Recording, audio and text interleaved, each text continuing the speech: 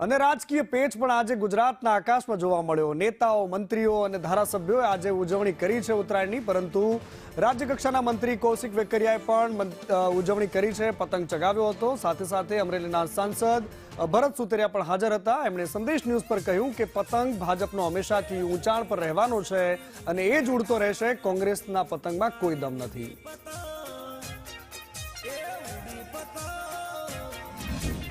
આવા પર્વની આપણે શુભકામના પાઠવો। જે રીતે મકરસંક્રાંતિનો તહેવાર સૌની ઉજવણી માટેનો તહેવાર છે, તમામ કાર્યકર્તા મિત્રો સાથે આજે અમે આ ઉજવણી કરી રહ્યા છીએ। હું સૌને મારી વિજયની શુભકામના પાઠવું છું।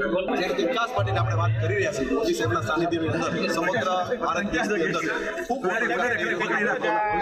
સમગ્ર વિશ્વ નોંધ લઈ શકે એ પ્રકારનું જ્યારે ભારતે ધરણફાળ કર્યું ત્યારે દેશના યશસ્વી વડાપ્રધાન આદરણીય મોદી સાહેબને પણ હૃદયપૂર્વક શુભકામના પાઠવું। અમરેલી લોકસભાના તમામ જનતા ભાઈઓ બહેનોને હાર્દિક શુભકામના પાઠવું, તેમજ ગુજરાતની જનતાને આ તહેવારની હાર્દિક શુભકામના પાઠવું।